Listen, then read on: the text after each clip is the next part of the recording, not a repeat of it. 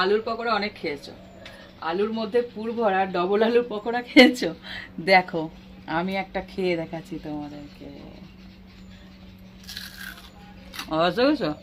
চালের গুঁড়ো আছে না, দারুণ মচমচে, দুটো আলু আছে এখানে। বিকাল জমে গেল, আর কি লাগে।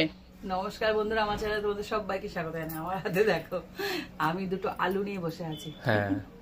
দারুণ একটা রেসিপি আজকে শেয়ার করব। দেখতে লাগছে আলু, কিন্তু দারুণ একটা স্ন্যাক্স বলতে পারো। এই দেখো, এটা হলো মটর সেদ্ধ আর আলু দিয়ে করব। ভাবছো না এটা কেমন হবে?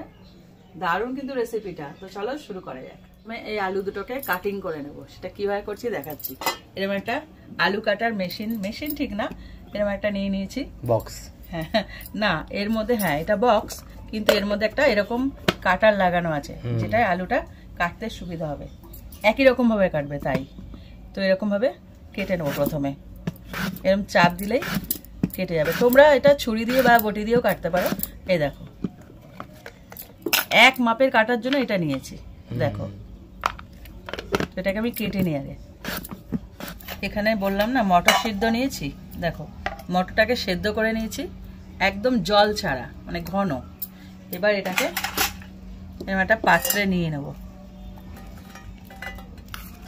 পুরো একদম দলা, মানে ঘন যাকে বলে সেরকম। জল থাকলে কিন্তু হবে না। এবার এর মধ্যে একে একে সমস্ত মশলাগুলো দিয়ে দেবো। প্রথমে দিয়ে দেবো লবণ, একদম সামান্য। তারপর দিয়ে দিচ্ছি ভাজা জিরের গুঁড়ো।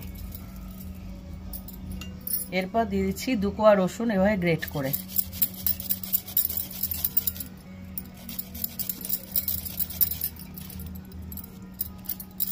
এরপর এর মধ্যে যাচ্ছে গোলমরিচ গুঁড়ো।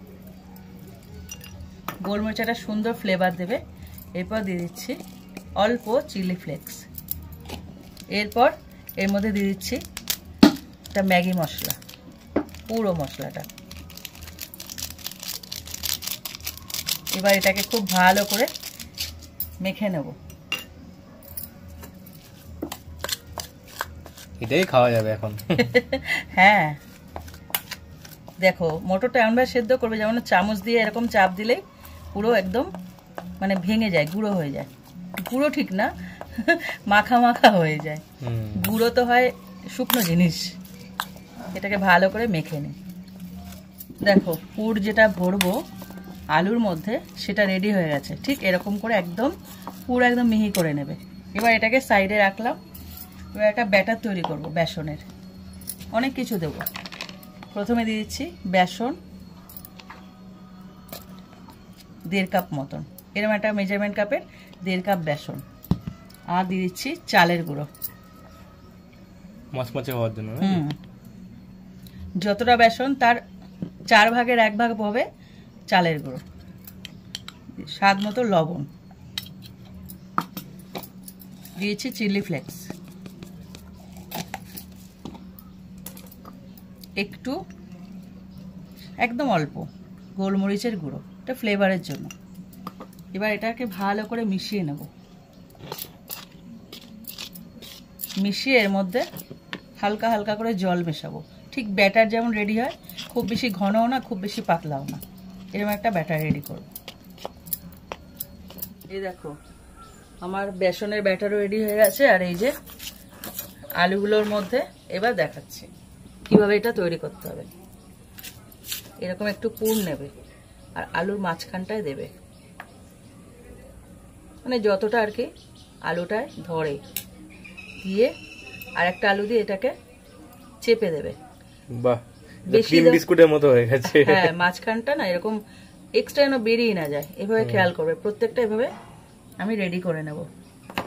মাঝখানে পুরটা দিয়ে খুব ইউনিক স্ন্যাক্স। খেতে দারুণ লাগবে। হ্যাঁ, কি দারুণ। এক্সট্রা যেটা হবে সেটাকে বের করে দেবে এভাবে। তো আমি প্রত্যেকটা রেডি করে নিই।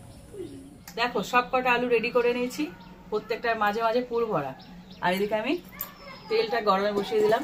তেলটা গরম হোক, তারপরে এক এক করে ছেড়ে দেবো। হ্যাঁ, ভাজা করবো। হ্যাঁ দেখো তেল গরম হয়ে গেছে। আর এই যে বেসনের ব্যাটারের মধ্যে একটা করে আমি ডোবাবো পুরো। এই দেখো পুরো 2 পিঠ ভালো করে বেসন লাগিয়ে একটা একটা করে তেলে ছাড়বো। ঠিক ব্যাটারটা এরকম হবে, বেশি পাতলাও না বেশি ঘনও না, হ্যাঁ যেন দুপাশে ভালো মতো কোট হয়। এবার একে একে সব কটা এরকম ডোবাবো আর ছাড়বো। দারুণ না?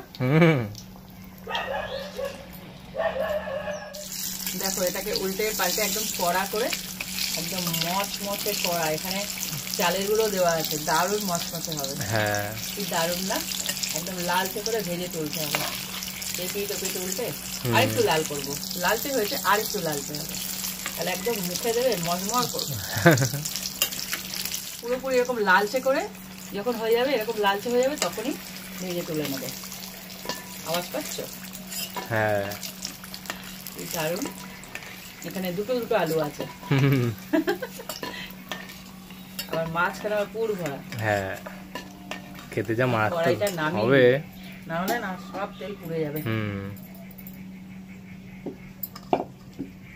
রেসিপিটা বাচ্চাদের জন্য বিশেষ করে বলবো, ট্রাই করো, একবার হলেও ট্রাই করো। বড়রাও সন্ধ্যাবেলা বসে এটা খেতে খেতে টিভি, এটা মুড়ি দিয়েও ভালো লাগবে, এমনিও ভালো লাগবে, সবকিছুতে ভালো লাগবে। একটু সস দিয়ে ভালো লাগবে, স্যালাড দিয়েও ভালো লাগবে, অথবা মুড়ি দিয়েও খেতে পারো। চপের মতো তো, হ্যাঁ অ্যাকচুয়ালি এটা আলুর চপের মতো। দারুণ একটা রেসিপি, একদম বিনা খরচায়, কোনো খরচা না। আলু সবার ঘরে থাকে, আর মটর, বেসন তো সবার ঘরেই থাকে, বেসন মটর চালের গুঁড়ো সবার ঘরে থাকে, একদম দেখো সহজলভ্য। এই রেসিপিটা ট্রাই করো, আমায় কমেন্ট করো, আর এটা শেয়ার করো, আর ভালো লাগলে লাইক দিও। আর এরকম আরো নিত্য তো রেসিপি পেতে হবে, তো অনেক অনেক রেসিপি পেতে আমার চ্যানেলটা সাবস্ক্রাইব করে দিও। তো আজকের মতন টাটা।